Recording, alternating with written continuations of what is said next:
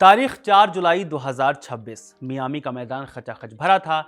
एक तरफ दुनिया की सबसे बड़ी टीम अर्जेंटीना, दूसरी तरफ छोटा सा देश केप वर्दे।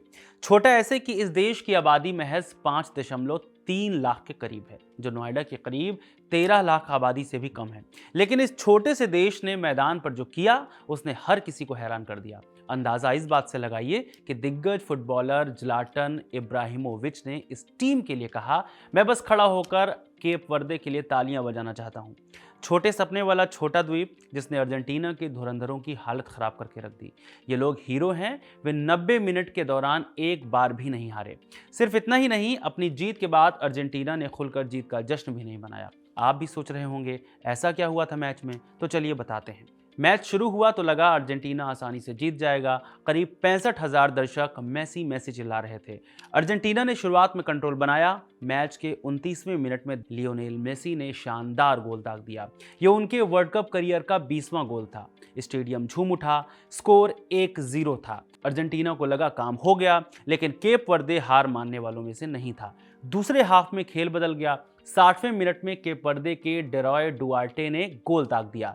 पूरा स्टेडियम सन्न रह गया। केप वर्दे ने स्कोर 1-1 कर दिया था। इसके बाद अर्जेंटीना ने कई हमले किए, लेकिन केप वर्दे के 40 साल के गोलकीपर वोजिना दीवार बन गए। उन्होंने मेसी के 5 खतरनाक शॉट्स रोके। मैच एक्स्ट्रा टाइम में खिंच गया। एक्स्ट्रा टाइम शुरू होते ही 92वें मिनट में लिसांद्रो मार्टिनेज ने गोल किया।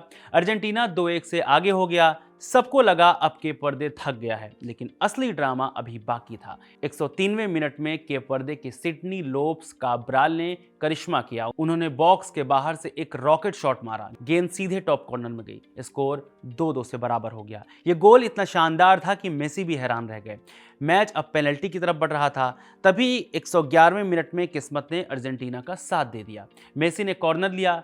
क्रिस्टियन रोमेरो ने हेडर मारा। गेंद केप वर्दे के डिफेंडर डिएन बोर्गेस से टकराकर गोल में चली गई। केप वर्दे के खिलाड़ी मैदान पर ही रोने लगे। अर्जेंटीना 3-2 से जीत गया। हालांकि इस जीत के बाद चर्चाएं शुरू हो गई अर्जेंटीना टीम की कमियों की, जो उजागर कर दिया था केप वर्दे ने, एक छोटे से देश ने। शायद यही कारण था कि जीत के बाद भी अर्जेंटीना के खिलाड़ियों के चेहरे पर वो खुशी नहीं थी और उन्होंने हमेशा की तरह जीत का जश्न नहीं मनाया था। मैच खत्म होने के बाद मेसी ने प्रेस कॉन्फ्रेंस की। इस दौरान उन्होंने केप वर्दे की खूब तारीफ की। मेसी ने कहा, हमें लगा कि एक गोल करने के बाद मैच पर आसानी से कंट्रोल कर लेंगे, लेकिन हुआ इसका ठीक उल्टा। हमें जीत के लिए बहुत संघर्ष करना पड़ा, क्योंकि विरोधी टीम का गेंद के साथ बहुत अच्छा कंट्रोल था। कड़े मुकाबले टीम को मानसिक रूप से मजबूत बनाते हैं। केप वर्दे की टीम आखिर तक लड़ने के लिए तैयार है। सिर्फ इतना ही नहीं, केप वर्दे से मैच के बाद मेसी ने बड़ा बयान दिया और कहा, अभी भी हमारी टीम में सुधार की गुंजाइश है। मेसी की प्रेस कॉन्फ्रेंस के दौरान ही एक दिलचस्प किस्सा हुआ, जब केप वर्दे के खिलाड़ी हार के बावजूद मेसी के साथ फोटो खिंचवाने लगे। फिलहाल आपको बता दें कि अर्जेंटीना के कप्तान मेसी अब गोल्डन बूट की रेस में 7 गोल के साथ सबसे आगे हैं। चलिए अब थोड़ा केप वर्दे और इनके फुटबॉल सफर के बारे में भी जान लेते हैं। केप वर्दे का ऑफिशियल नाम रिपब्लिक ऑफ काबो वर्दे है। ये अफ्रीका के तट से करीब 600 से 850 किलोमीटर दूर अटलांटिक महासागर में पड़ता है। ये देश लगभग 4033 स्क्वायर किलोमीटर में है। इस देश का इतिहास भी बहुत पुराना है। 1456 में पुर्तगालियों ने इसे खोजा था।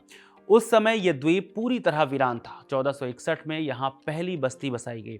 सदियों तक ये पुर्तगाल का गुलाम रहा। लंबे संघर्ष के बाद 5 जुलाई 1975 को इसे आज़ादी मिली। प्राकृतिक संसाधनों की कमी के बावजूद आज ये अफ्रीका के सबसे स्थिर लोकतांत्रिक देशों में एक है।